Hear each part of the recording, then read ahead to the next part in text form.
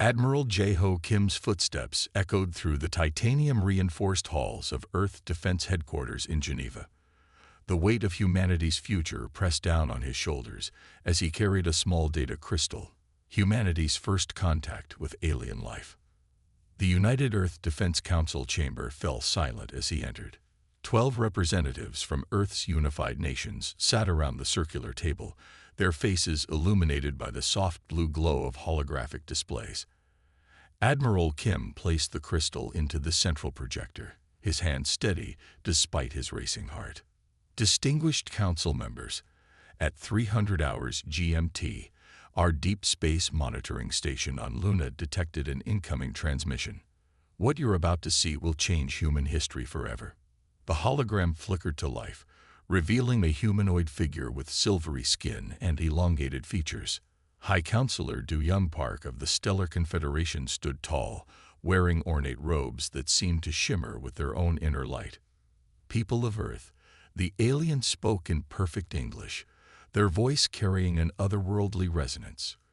Your civilization has been observed since your species first harnessed atomic power. The Galactic Council has determined that your technological advancement rate poses a potential threat to galactic stability. Gasps and mutters filled the chamber. Admiral Kim raised his hand for silence as the message continued. Your species has achieved spaceflight, established lunar colonies, and begun terraforming Mars, all while maintaining a concerning level of internal conflict. Your military developments, particularly in the fields of artificial intelligence and quantum weapons, have exceeded acceptable parameters for an unregistered species. Councilwoman Maria Alvarez leaned forward. They've been watching us all this time. The alien's message pressed on. Therefore, by decree of the Galactic Council, Earth is hereby ordered to submit to Confederation authority. Your military will be disbanded. Your advanced weapons research will cease. Your space exploration will be limited to approved zones. Admiral Kim watched the council members' faces shift from shock to anger. The alien continued, You have 30 standard days to comply. Your response must be unanimous and unconditional. Should you refuse or attempt any form of resistance, your planet will face immediate extinction-level consequences. The hologram flickered out, leaving the chamber in stunned silence. Admiral Kim cleared his throat. Initial analysis confirms this is no hoax. The transmission originated from beyond Saturn's orbit. We've detected multiple large objects decelerating at the edge of our solar system. Defense Minister Chen stood up, his fists clenched. They expect us to just surrender. After all humanity has achieved. No, Admiral Kim replied, pulling up additional data screens. They expect us to fight. This ultimatum is designed to provoke us. Our long-range scans show they're already positioning their fleet for attack, well before the 30-day deadline. Dr. Sarah Williams, head of Earth's Quantum Defense Initiative, spoke up. They don't know about Project Aegis, do they? The orbital defense grid. Admiral Kim allowed himself a small smile. No. Our quantum shielding technology appears to have hidden our most advanced developments from their surveillance. They think they're dealing with a primitive species that just reached space. The council chamber erupted in strategic discussions. Plans were made, orders were given, and humanity's defense forces mobilized in secret. Underground factories accelerated production of advanced weapons. Civilian populations were quietly evacuated to hardened shelters. On the 29th day, Admiral Kim stood on the observation deck of Lunar Command, watching Earth gleam like a blue jewel in the black void. His comm unit chimed with a message from Dr. Williams. Aegis Defense Grid is fully operational. All stations report ready. He thought about humanity's history, how every major advancement had come from overcoming challenges, from facing threats that seemed insurmountable. The Galactic Council thought they were dealing with savages who would either submit or be easily crushed. They were about to learn a crucial lesson about humanity. When backed into a corner, humans don't just fight back, they revolutionize warfare itself. Admiral Kim sent the Earth Defense Council's official response to the Galactic Council, a single word that would echo through history: no. The next day, When the alien fleet arrived expecting to find a helpless planet, they would instead face humanity's full technological might. The Galactic Council's greatest mistake wasn't threatening Earth, it was giving humanity time to prepare. As the first alien ships appeared on long-range sensors, Admiral Kim broadcast to all Earth Defense Forces, "Remember this day. Not because it's the day aliens came to conquer Earth, but because it's the day the galaxy learned why you don't threaten humanity." The battle for Earth's future was about to begin, and humanity was ready to show the cosmos why they had survived and thrived on their death world for so long. Captain Myra Lee stood motionless at her command station aboard the EDS Nightshade, one of Earth's most advanced stealth platforms hidden in lunar orbit. Her fingers hovered over the quantum-linked controls as she watched the massive alien fleet emerge from hyperspace, their ships gleaming like metal predators against the starfield. "All stations, maintain stealth protocols," she whispered into her neural comm.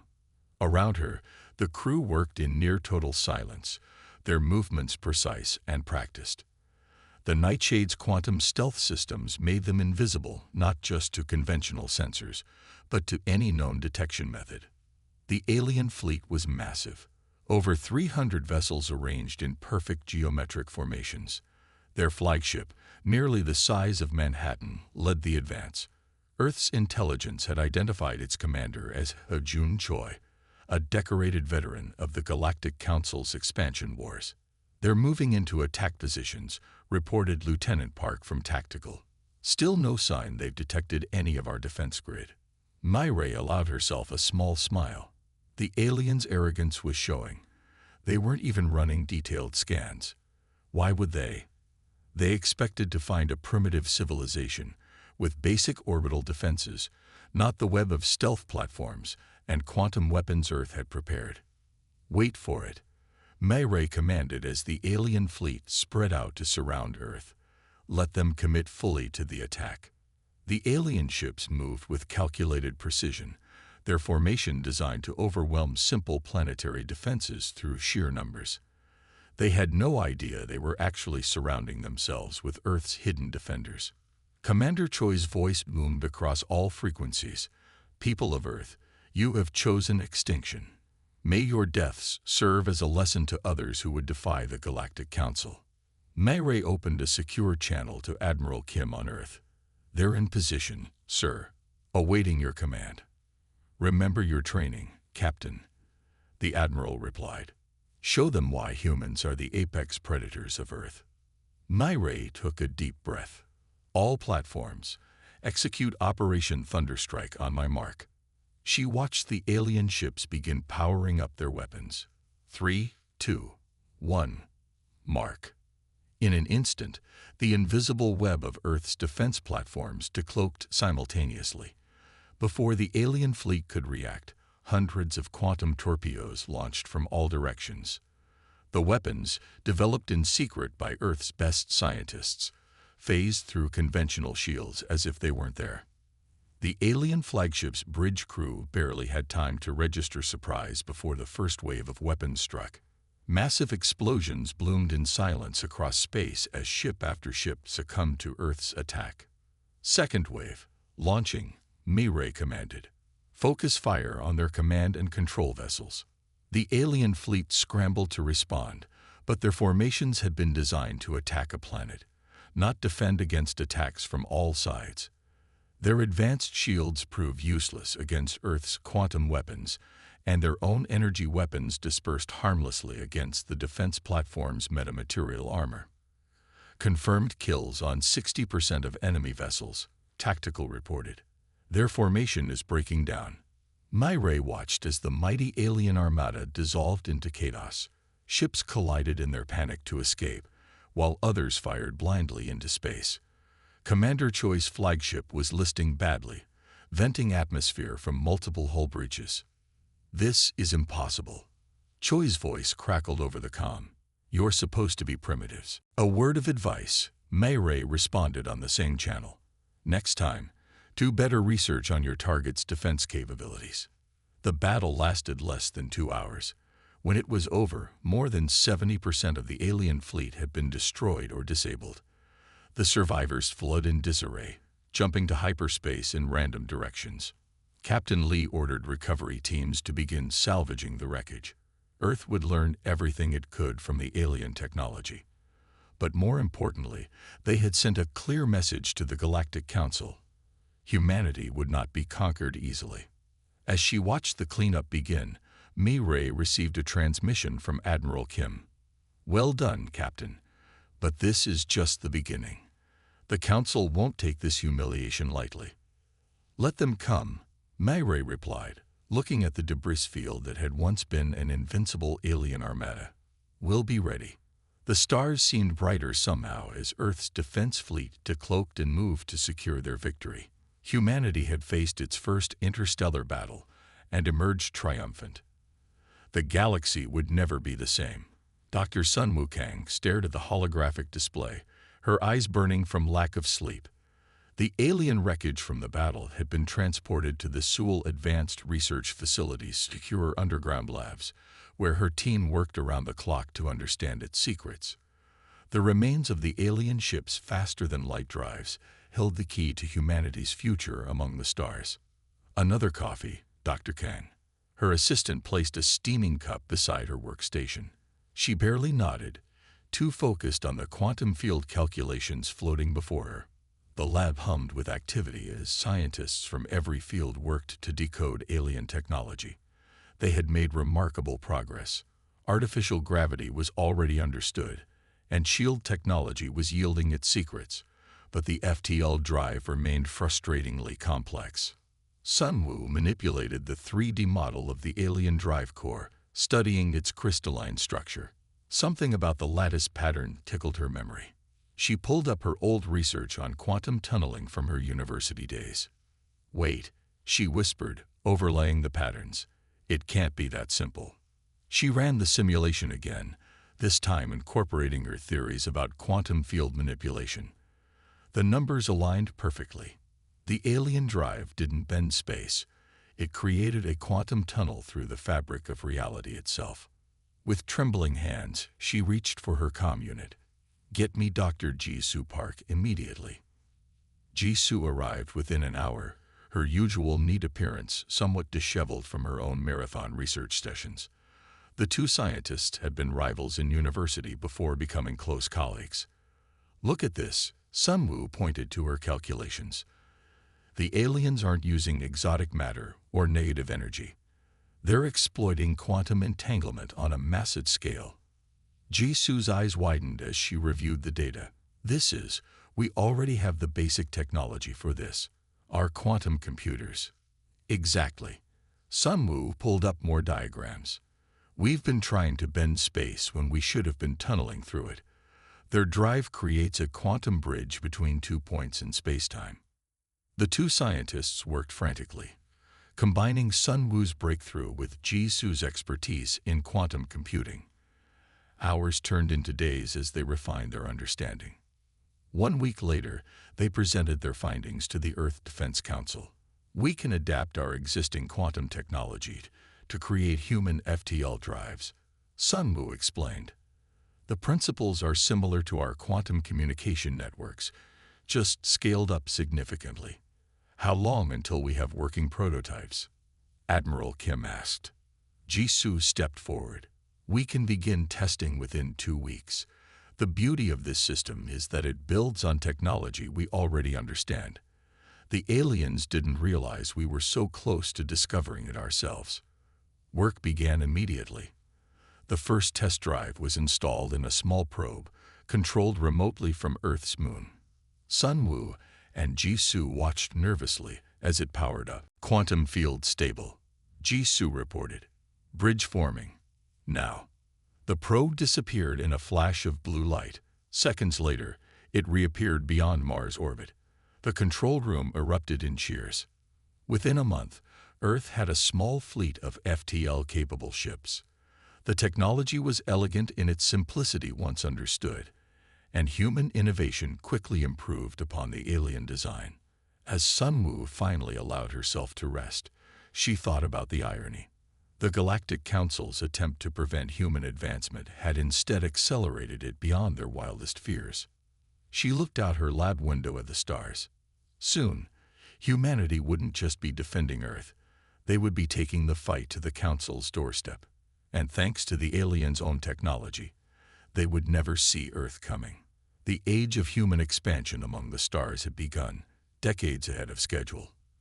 And it was all thanks to the Council's fatal underestimation of human ingenuity. Colonel Tom Minsong stood on the bridge of the EDS Thunderbolt, Earth's first stealth carrier, as his fleet prepared to exit quantum space.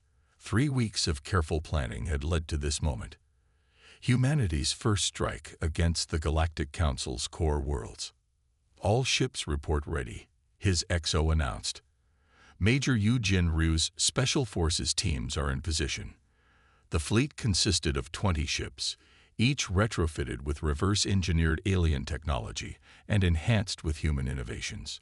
Their target was the Centauri Hub, a cluster of 3 heavily populated Council worlds. Begin Phase 1, Tom Min ordered. The fleet emerged from quantum space in perfect formation, their enhanced stealth systems rendering them invisible to Council defenses. Major Yu Jin Ryu's voice crackled over the secure comm. Strike teams ready. Permission to deploy. Granted. Show them what Earth's warriors can do. Drop pods launched silently from the ships, carrying elite Special Forces teams trained in zero-gravity combat. Unlike the Council's forces, who relied heavily on energy weapons and shields, Earth's soldiers carried an arsenal of unconventional weapons, from quantum phase rifles to nanite swarms. The Council's military commander, General Hyun Woo Ba, was enjoying his evening meal when the alarms began. Impossible, he muttered, watching security feeds show his soldiers falling to invisible attackers. How did they get past our defenses? Yu Jin's team breached the Central Command Center using thermite charges, primitive but effective against the aliens' advanced shields. Target secure, she reported, as her soldiers moved through the facility like ghosts. Their commanders never expected physical infiltration. No internal defenses. Across all 3 worlds, similar scenes played out. Earth's forces struck key military installations, communication hubs, and defense centers simultaneously. The Council's response was slow and confused, their standardized tactics useless against human guerrilla warfare. They're launching their fleet, Tom Min observed calmly. Exactly as predicted. The Council's ships rose to meet the perceived threat, forming their traditional combat formations. But Earth's fleet wasn't there. Instead, quantum torpedoes struck from multiple vectors, launched by ships that remained invisible. This is Commander Tom Minsong to all Council forces, he broadcast. Your command structure is compromised. Your defenses are broken. Surrender now. General Ba watched helplessly as his forces crumbled. These humans fought unlike any species he'd encountered, using stealth, deception, and unconventional tactics instead of brute force. Within 6 hours, all 3 worlds were under Earth's control. The Council's mighty defense fleet drifted in ruins, defeated by an enemy they couldn't even see. Send word to the Council, Tom Min ordered. This was just a demonstration. Next time, we won't be so gentle. As reports of the victory reached Earth, humanity celebrated its first offensive victory in interstellar warfare. But for Tom Min and Yu Jin, this was just the beginning. They had proven that humanity could not only defend itself, but also take the fight to the enemy's doorstep. The galaxy would never again underestimate the military prowess of Earth's children. The species that had spent millennia perfecting the art of warfare had arrived on the galactic stage, and the Council's worst nightmares were becoming reality. Ambassador Min Ji-shin walked through the grand halls of the Galactic Council's central chamber on Proxima Prime, her footsteps echoing off ancient marble floors. The emergency session she had called was about to begin, and she carried with her evidence that would shake the foundation of galactic politics. The chamber buzzed with tension as representatives from over 1,000 species took their seats. Holographic displays showed the recent devastation of Council worlds, evidence of Earth's military capabilities that could no longer be ignored.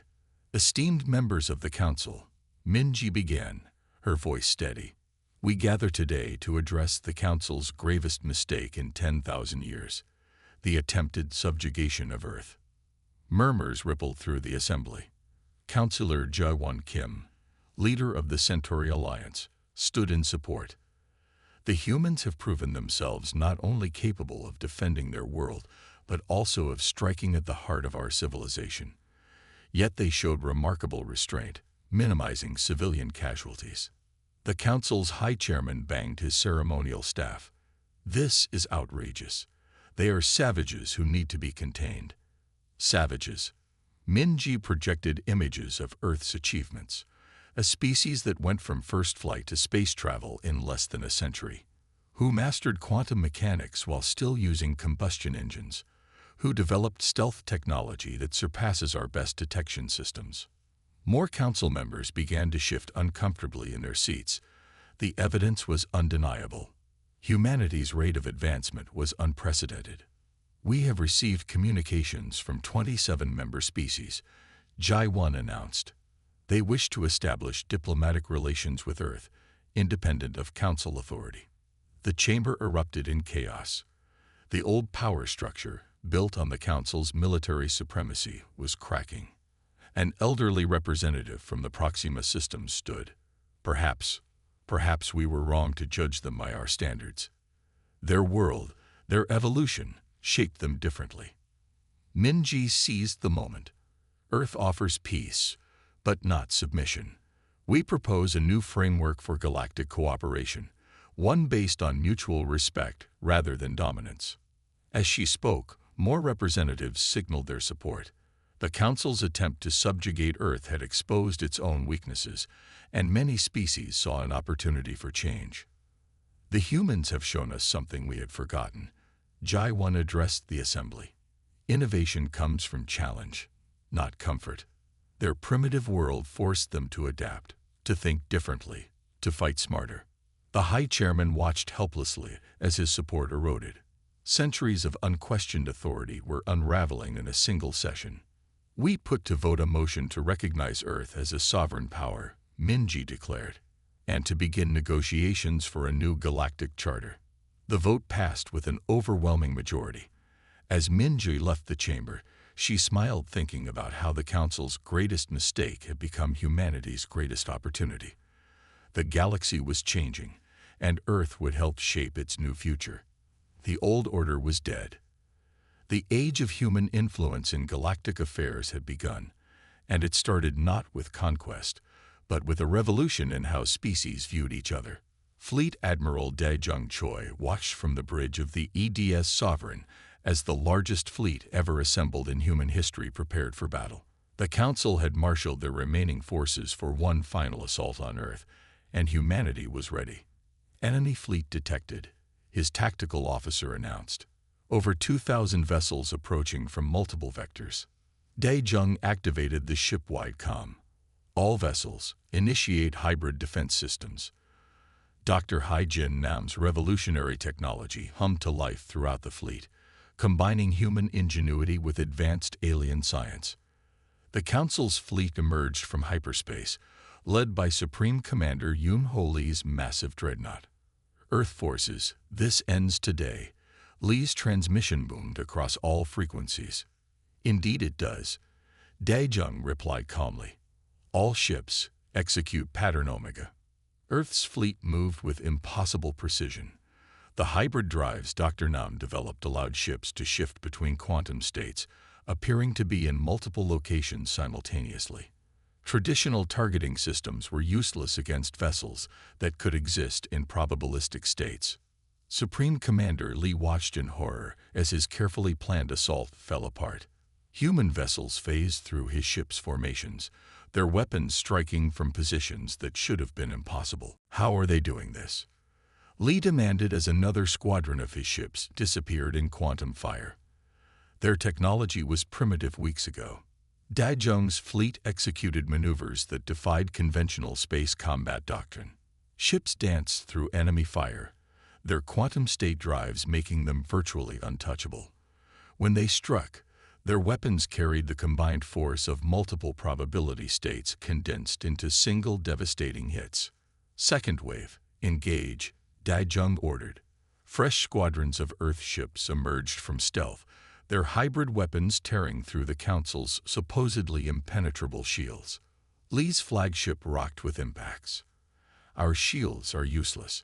They're using our own technology against us, but better. You should have studied Earth's history more carefully, Daijung transmitted. Humans don't just adapt to new technology. We improve it. Evolution made us the apex predators of our world.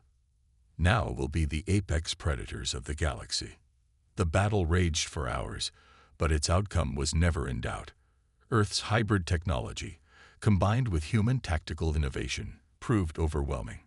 Council ships fell by the hundreds, their ancient tactics useless against humanity's quantum warfare.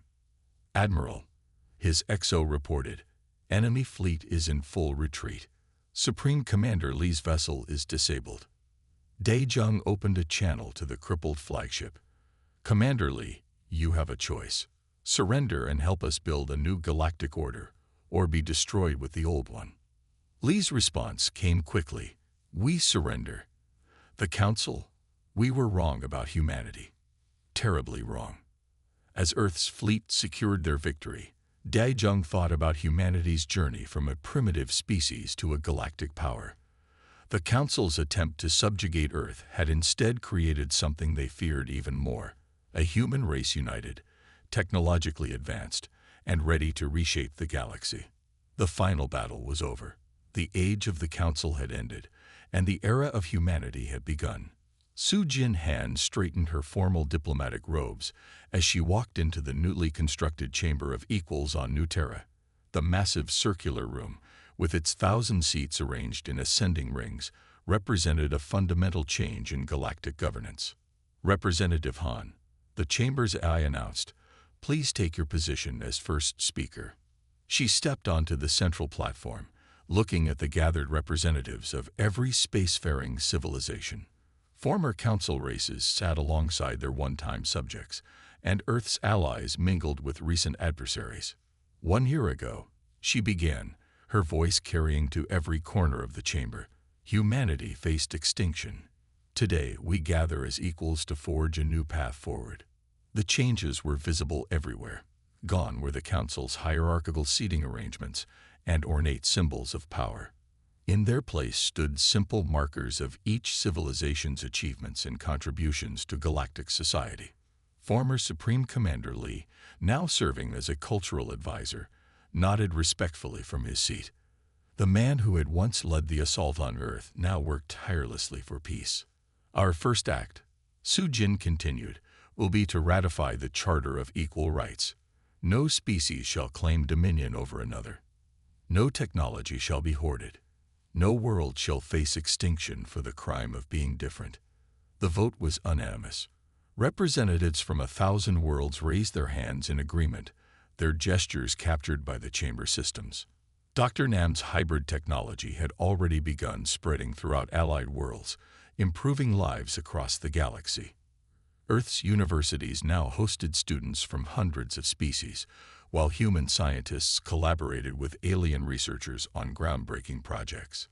Let history record, Su Jin declared, that the age of dominance is over. The future belongs to those who cooperate, innovate, and respect the unique potential in every species. As she concluded the session, Su Jin remembered her grandfather's words about humanity's strength lying not in weapons or technology, but in their ability to adapt, learn, and grow stronger from every challenge. The galaxy had learned an important lesson. Underestimating others wasn't just foolish, it was dangerous. Humanity's rise from threatened species to galactic leadership had taken less than a year, proving that potential could be found in the most unexpected places. The stars seemed brighter now, full of promise rather than threat. The reformed Galactic Council would ensure that no species would ever again face extinction for being different. The future was bright, and humanity would help light the way.